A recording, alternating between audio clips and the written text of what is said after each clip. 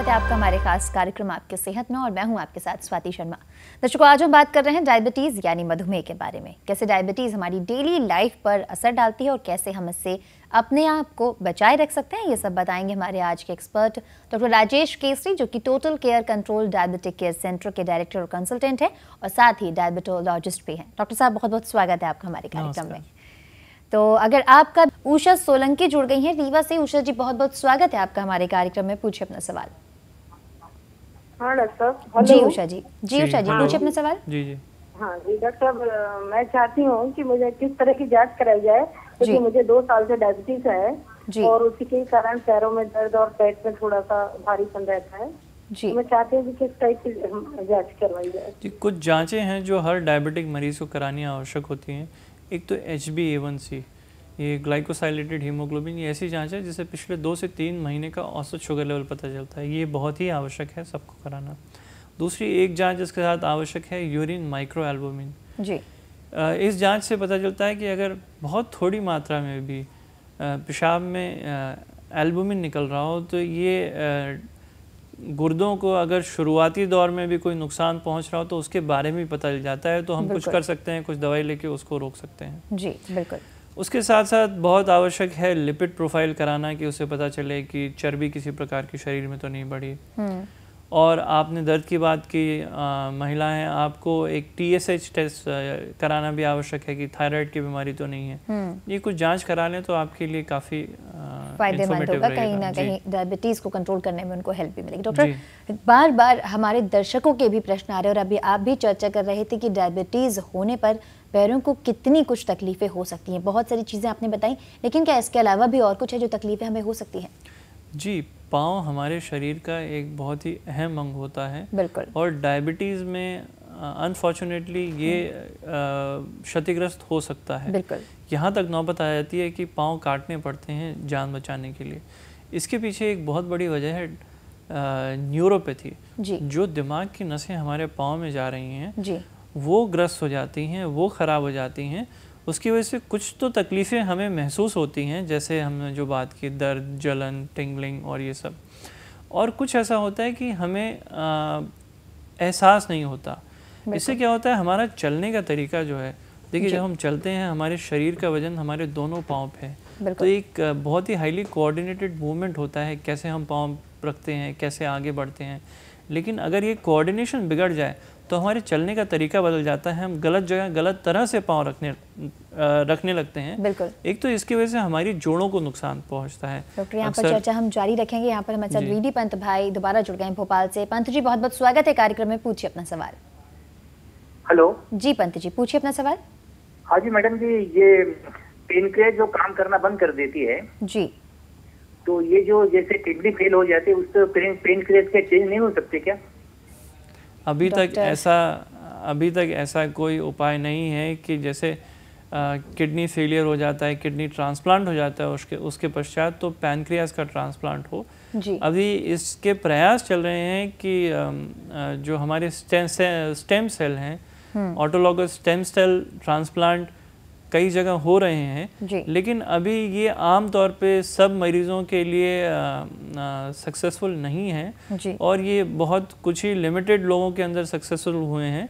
लेकिन as a treatment modality, मतलब सबका इलाज करने के लिए हम इसका इस्तेमाल नहीं कर सकते कहीं ना कहीं। डॉक्टर, हम चर्चा कर रहे हैं पैरों से जुड़ी, डायबिटीज़ के होने के बाद में पैरों से जुड़ी समस्याओं पर। उसी चर्चा को आगे ले जाते हुए मैं ये कहूँगा कि जब हम चलते हैं तो जो हमारे फाइन कोऑर्डिनेटेड मूवमेंट होते हैं वो बिगड़ जाते हैं। तो जोड़ हमारे भगवान ने या ऊपर वाले ने बहुत सोच समझ के डिज़ाइन किए हैं।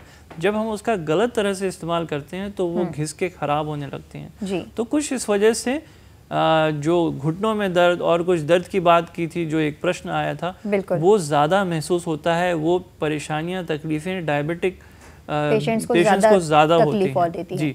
दूसरी बात ये होता है कि पाँव जो हमारे सोल्स होते हैं, जो हम ज़मीन पे रख के चलते हैं, उनमें चोट लगने लगती है।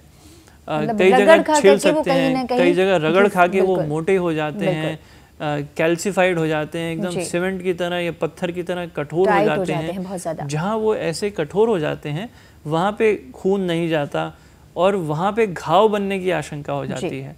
अगर उसको साफ न करें, अगर उसका ख्याल न रखें, अगर उसको वहाँ से ना हटाएं तो वहाँ पे घाव बन जाते हैं, क्योंकि उस जगह खून नहीं जा रहा, वो घाव भरते नहीं है। बिल्कुल, वो घाव भरते नहीं है तो उसके अंदर मवाद बनने लगता है, पस बनने लगता है, बाहर के बैक्टीरिया चले जाते हैं और शरीर उसको किसी प्रकार रोक नहीं पाता। बिल्कुल, यहाँ पर डॉक्टर साहब रुकना चाहूँगे आपको। दीपक जुड़ गए हमारे साथ दुर्ग से। दीपक जी, बहुत बहुत स्वागत है कार्यक्रम में, पूछिए अपना सवाल। मेरे को मैडम एक जानकारी चाहिए जी। अभी मैंने ब्लड शुगर जांच करवाया था, 3 महीने वाला जो बताया था डॉक्टर था वो भी करवाया था जी।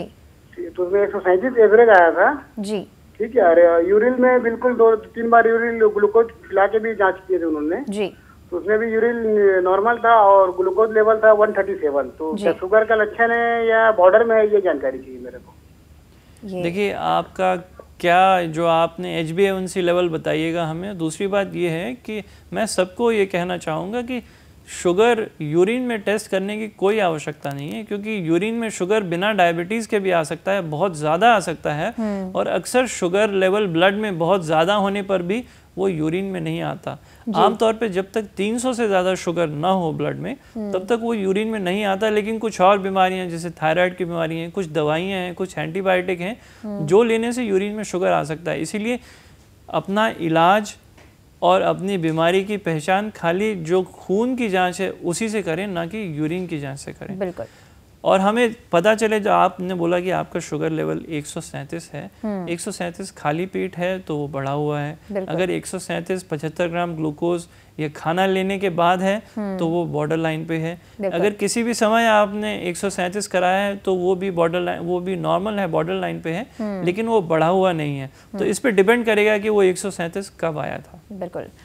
डॉक्टर, जैसे कि आपने अभी देखा ही होगा, बहुत सारे लोग इंसुलिन या दवाई लेने से डरते हैं, तो ऐसे में उन्हें कौन कौन सी दिक्कतें हो सकती हैं? बहुत कम शब्दों में अपने दर्शकों के लिए क्या कहना चाहेंगे? अगर आप शुगर कंट्रोल में नहीं रखते हैं तो डायबिटीज़ की कॉम्प्लिकेशन आपको सब होंगी, समय समय पे होंगी। डायबिटीज़ ही एक ऐसी बीमारी है जिसमें कॉम्प्लिकेशन मरीज़ को 100% 100% होती हैं, अपने समय पे होती हैं। कुछ 3 साल बाद, कुछ 5 साल बाद, कुछ 10 साल बाद, कुछ 15 साल, आमतौर पे 15 से 20 साल में सब कॉम्प्लिकेशन हो जाती हैं। अंधे, जैसे आंखों की रोशनी चली जाती है, पाँव काटने की नौबत आ जाती है और गुर्दे खराब हो जाते हैं। सारी दिक्कतें कहीं ना कहीं हमें डायबिटीज से हो सकती है। यानी डायबिटीज के दौरान कैसे आप अपना ख्याल रख सकते हैं, ये सब जाना आपने हमारे एक्सपर्ट डॉक्टर राजेश केसरी से।